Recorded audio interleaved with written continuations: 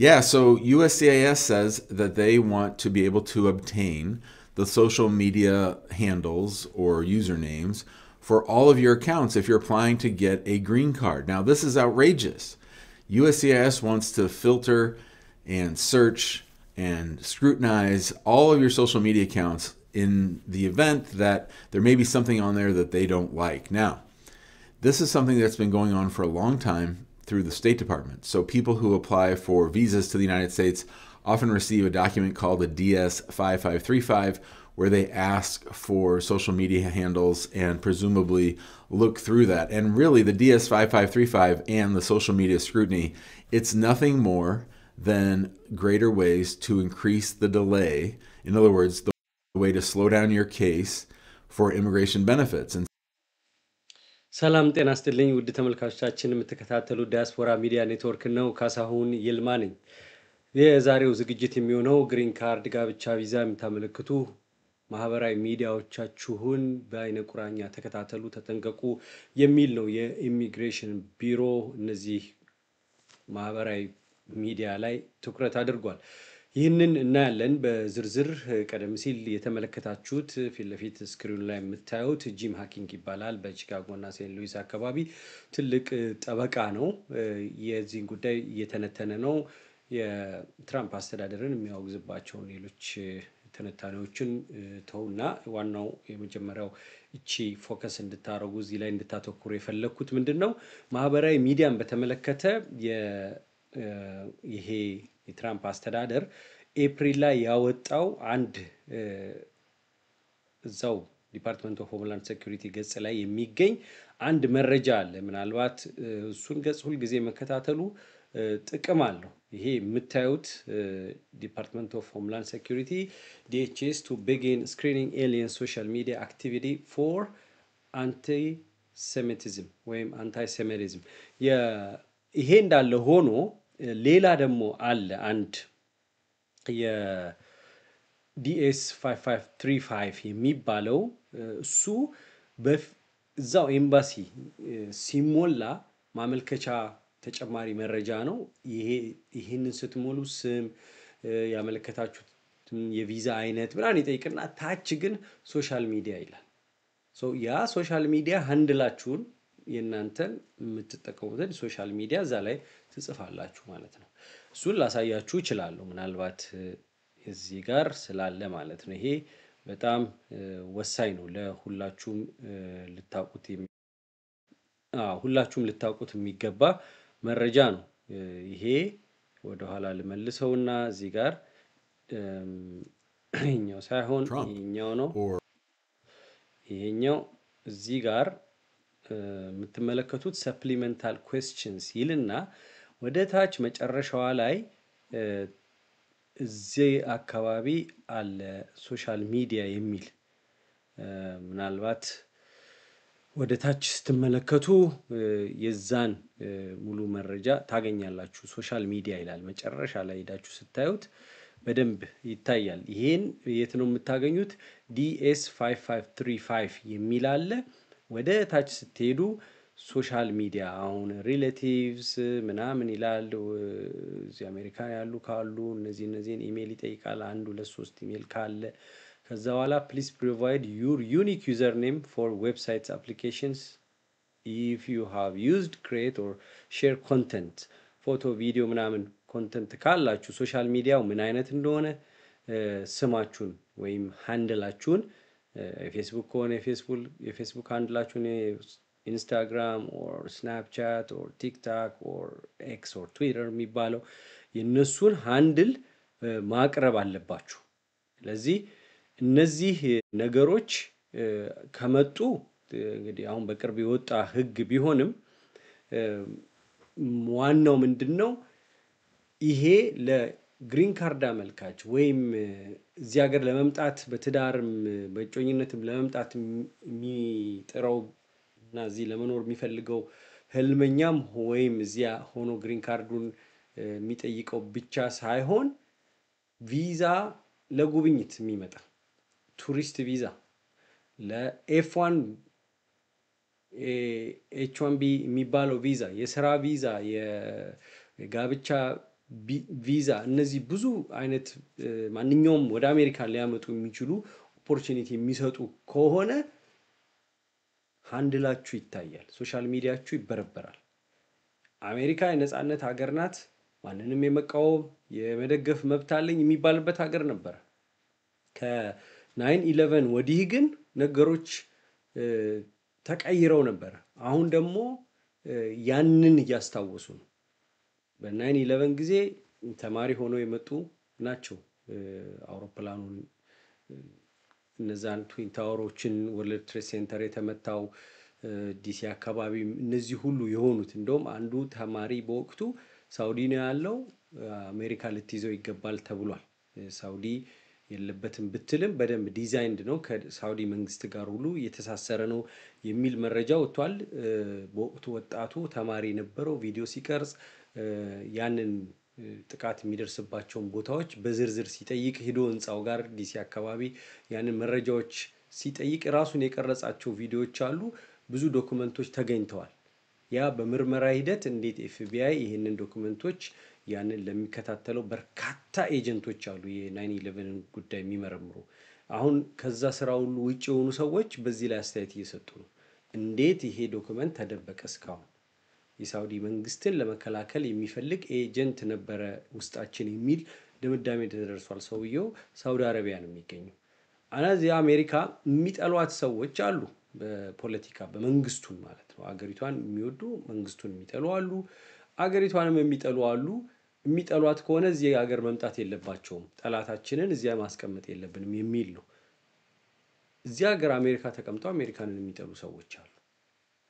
ይሄ አይሆንም ነው በፍጹም። ስለዚህ ማን ምን እንደሆነ ሐማስን ይደግፍ ጸረ እስራኤል ይሁን ብቻ ሳይሆን ኢቭን የትራምፕን አስተዳደር የሚተች ሰው ታርጌት የተደረገ ነው ብለው ደግሞ ይህንን የሚተቹ ሰዎች በጥያቄ ያነሳሉ። ዋናው ምንድነው? ኦኬ ይህንን ያደርጋሉ አውቀነዋል ሊባል ይችላል። በዚህ መሃል ግን አንድ መረጃ አለ። ምንድነው? ኢቭን የቪዛ አፕሊኬሽን ራሱ ተቀይሯል። አሁን ለምን የአርቲፊሻል ኢንተለጀንስ ስራ ላይ እየዋለ ነው። በፊት ማነህ ልደት ሰርተፊኬት ፎቶ ይመሳሰላል እንደዚህ አይቶ ብቻ ሳይሆን በአርቲፊሻል ኢንተለጀንስ ሰዎችን ማንነታቸውን ስክሪን ማድረግ፣ ማጣራት፣ መበርበር ተጀምሯል። ለምሳሌ 11,000 የሚሆኑ የአይሲ ወይም ኢሚግሬሽን ከስተምስ ኢንፎርስመንት አይስ የሚባለው ሌክሲስ ኔክሲስ ሪስክ ሶሉሽን የሚባል ቴክኖሎጂ ተጠቅመው ሰዎችን ለመያዝ ለማደን ታርጌት ለማድረግ የሚያጣሩበት የሚያድኑበት ቴክኖሎጂ ነው፣ ስክሪን የሚያደርጉበት። እና አሁን የዚህ ካምፓኒው አምኗል በዲፓርትመንት ኦፍ ሆምላንድ ሴኩሪቲ ወይም በአይስ በኩል ይሄ በይፋ እንዲህ ነው የምናደርገው ባይባልም የዚህ ካምፓኒ ቃል አቀባይ ይህንን የምናደርገው የህዝብን ደህንነት ፐብሊክ ሴፍቲን ኢንሃንስ ለማድረግ ነው፣ ገቨርንመንት ኤፈርቶችን በተለያዩ አስተዳደር ውስጥ ይህንን አንጥሮ ለማውጣት ነው የሚል ማረጋገጫ ሰጥቷል። ይሄ እንግዲህ ቀላል አይደለም። ከዚህ በተጨማሪ ዲፓርትመንት ኦፍ ሆምላንድ ሴኩሪቲ ኤአይ ኢንቬንቶሪ አፕዴት አድርጓል ኤፕሪል ላይ። ያ ምንድነው? ከስተም ኤንድ ቦርደር ፕሮቴክሽን አለ ኤርፖርት ላይ የምታገኟቸው እነሱ ሁሉ የሚጠቀሙበት ኤአይ ቱል አርቲፊሻል ኢንተለጀንስ ቱል መጠቀም ጀምረዋል። ባብል ኤክስ ይባላል። በባብል ኤክስ ሰዎችን በደንብ ወደ አሜሪካ የሚገቡ ሰዎች ይታያሉ። እንደምታስታውሱት አንድ ፈረንሳይ በሶሻል ሚዲያ በሚያጋራው ሳይንቲስት ነው፣ ጸረ ትራምፕ አመለካከት ስላለው ብቻ ከኤርፖርት ነው የተመለሰው የዛሬ 1 ወር ከግማሽ ገደማ። እና አሜሪካን ህልሜ ነው፣ አሜሪካ መኖር እፈልጋለሁ፣ ወይም እዚሁ ሀገር ሆኜ ዜጋ መሆን እፈልጋለሁ፣ ግሪን ካርድ እንዲኖረኝ እፈልጋለሁ፣ ወይም አሜሪካ መምጣት እፈልጋለሁ፣ ቪዛ አመለክታለሁ፣ በዲቪ ደርሶኝ አፕሊኬሽን ሞልቼ ኢንተርቪው እየጠበቅኩ ነው፣ ወይም ዲቪ አመለክታለሁ፣ በጋብቻ መጣለሁ ብላችሁ ተስፋ የምታደርጉ ፕሮሰስ ላይ ያላችሁ ሰዎች ይሄ በጣም ጥንቃቄ የሚያስፈልገው ጉዳይ ነው። የሶሻል ሚዲያ አሜሪካንን እየጠሉ አሜሪካ መምጣት አይቻልም።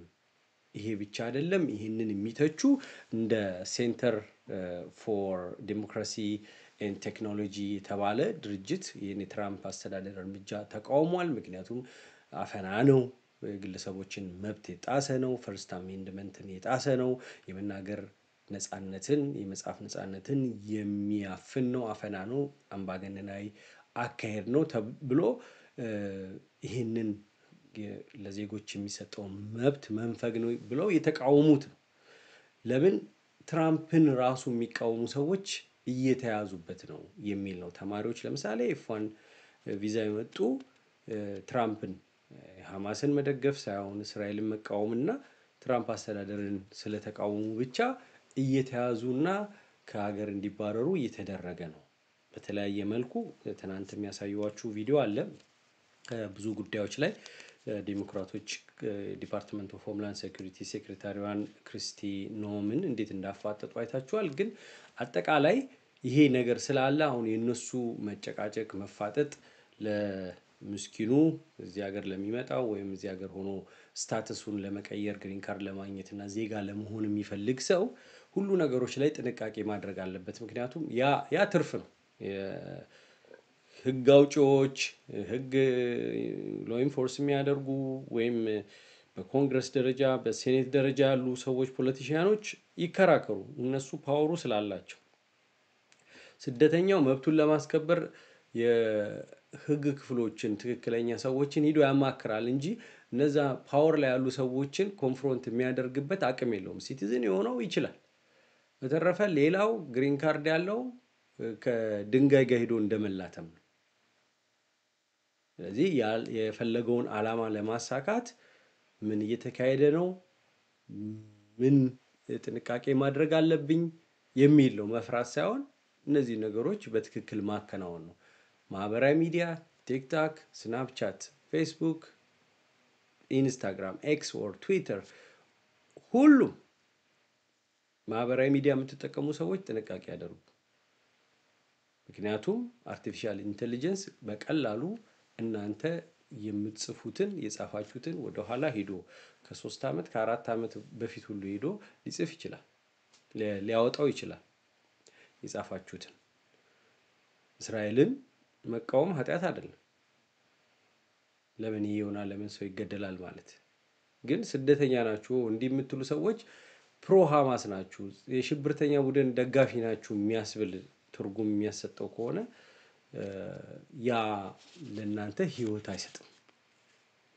ስለዚህ ይህንን መረጃ እንድታገኙ ፈልጌ ነው ወደ እናንተ ያመጣሁት። ይህን ማስታወቂያ ተመልክተን ደግሞ እንመለሳለን። በጊዜ ግቡ በሚለው መሪ ቃል መጓዛችን የስኬታችን ምንጭ ነው። የዛሬን ብቻ ሳይሆን የወደፊቱን ፍላጎቶን መረዳታችን ልዩነታችን ነው። በከተማችን ተወዳጅ ሰፈር ሳር ቤት ቫቲካን ኤምባሲ ጎን የሚገኘው ሳይታችን ላይ ዘመናዊ አፓርትመንቶችን እና ሱቆችን ሽያጭ ጀምረናል። የከተማው ግዙፍ ጂምናዚየምና የህፃናት መጫወቻ ከሀገርኛ እስከ ኤዥያ ምግቦች በአማራጭነት የሚያገኙበት ፉድ ኮርትም የዚሁ ሳይት አካል ነው። ከባለ አንድ መኝታ ጀምሮ የአፓርትመንት አማራጮች አሉን። ለአጭር ጊዜ በሚቆየው የማስታወቂያ ዋጋ ከ350,000 ብር ቅድመ ክፍያ ጀምሮ በሳር ቤት የሱቅ ባለቤት መሆን ይችላሉ። ጀምቦሮ ሪል ስቴት በጊዜ ግቡ።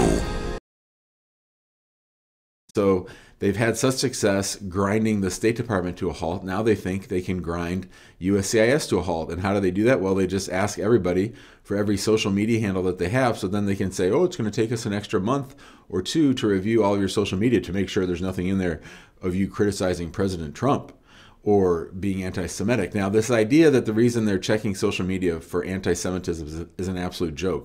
You'll remember. የእሱን አስተያየት እንተዋለን። የጂም ሃኪንግን ግን አሁን እነዚህ የሶሻል ሚዲያ ትራክ የሚያደርጉ ቼክ የሚያደርጉ ስክሪን የሚያደርጉ ከሆነ ጉዳያችሁ እየተራዘመ እየተጓተተ ይሄዳል። አንደኛው ማጓተቻ መንገድ ነው።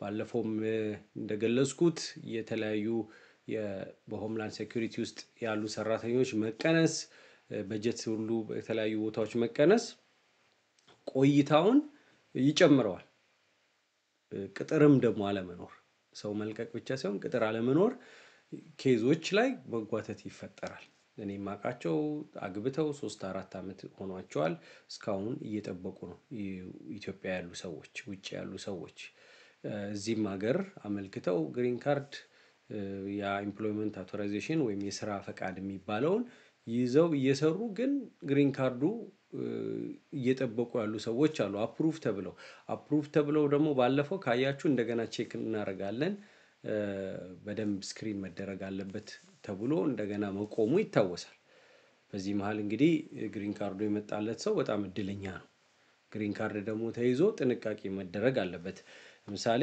ከቀደም ሲል ካነሳውት ነገር ጋር በተቃውሞ ጉዳይ ላይ የኮሎምቢያ ዩኒቨርሲቲ ተማሪዎች ባለፈው ተይዘው ነበር ከሁለት ቀን በፊት ተቃውሞ ወጥተው እንደነዚህ ያሉ ነገሮች ጋር መገኘት ኢትዮጵያን ተማሪዎች ራሱ ጥንቃቄ ሊያደርጉበት ይገባል ያው ዓላማችን መቅደም ስላለበት Protesters arrested after the university says they forced their way into Butler Library interrupting students studying for exams.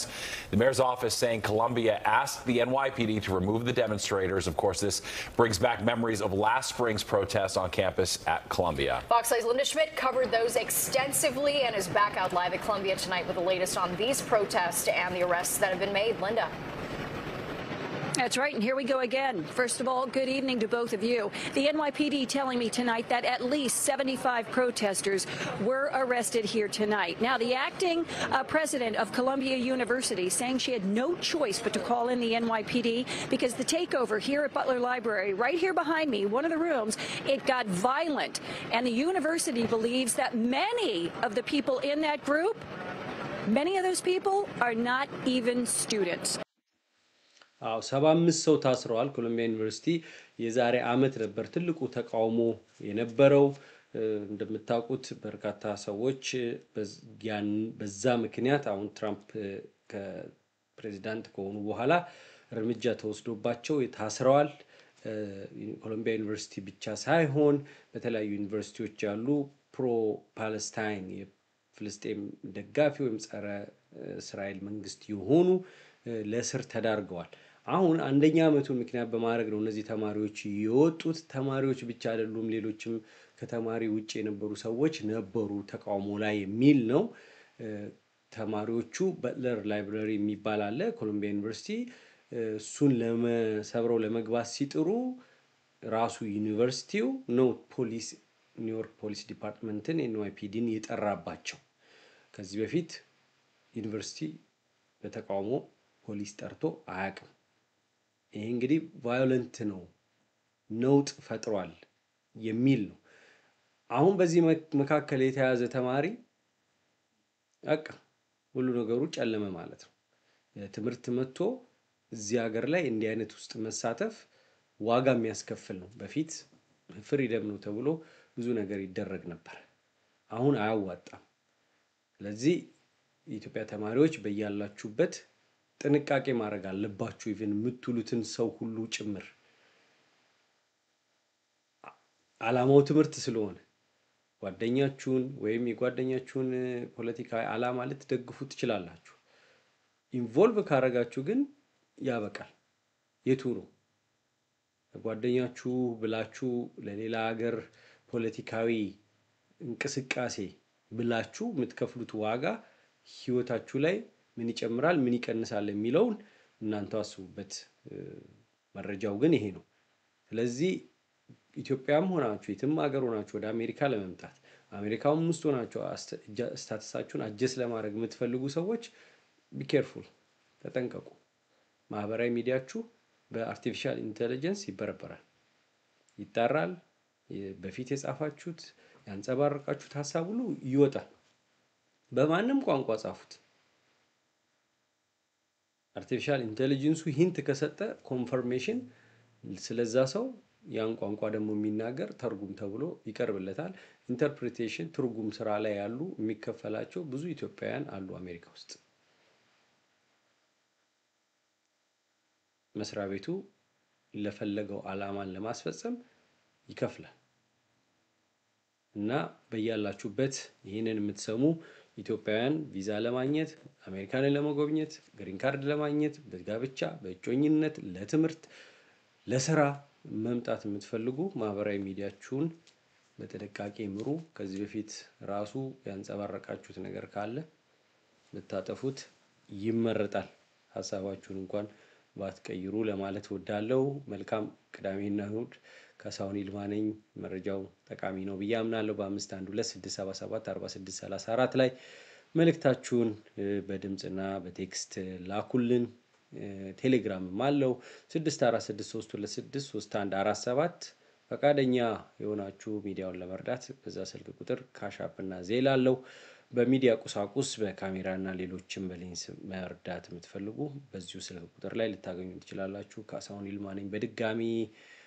ፕሮግራማችንን ስለምትከታተሉ ከልብ አመሰግናለሁ ሰብስክራይብ ላይክ አድርጉ የምረሳው ነገር ነው ሁሉ ጊዜ ብዙ ሰዎች ታስታውሱኛላችሁ ይሄንን አትልም ያላችሁ ስራው ላይ ያተኮርኩ ረሳዋለሁ የወደደው ሰው ሰብስክራይብ ያደርጋል ላይክ ያደርጋል በያስባለው ግን አንዳንድ ሰው ሊዘነጋ ይችላል ስለሚያው ሰብስክሪፕሽኑን ሊረሳው ይችላል ሰብስክራይብ ስታደርጉ ምንም አይነት ኮንቴንት ሲሰራ ይመጣል ሁሉንም ኮንቴንት ደግሞ ተመልከቱ እንደው ኳስም ባትወዱ ወይም የአእምሮ ጤና ህመም ጉዳይ ባያሳስባችሁም ቤታችሁ ክፈቱት ሚዲያው በያያችሁ ቁጥር የምታዩት ያንዳንዱ ነገር ካውንት ያደርጋል ሌሎች ሰዎች ጋር ሰርኩሌት እንዲያደርግ ያደርጋል ሚዲያው አልጎሪዝሙ ፒክ ያደርጋል ዩቲዩብ እና አስተዋጽኦአችሁ በተለያየ መንገድ ከናንተ ነውና ስለምታደርጉት ሁሉ ከልብ አመሰግናለሁ እግዚአብሔር ይስጥልኝ መልካም ቅዳሜና እሁድ በሌላ ዝግጅት እንገናኛለን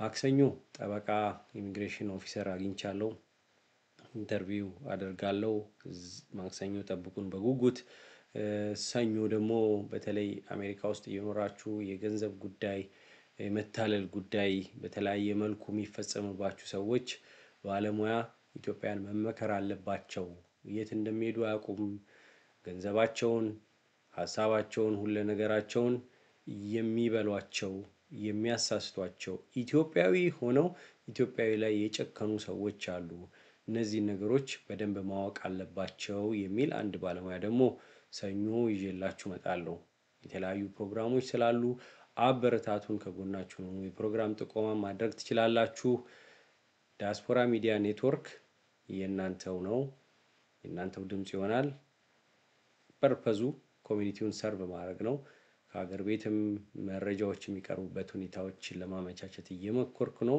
ዝግጅቶች ሊኖሩ ይችላሉ ስለዚህ ተከታተሉና አብራችሁን ሁኑ እግዚአብሔር ይስጥልኝ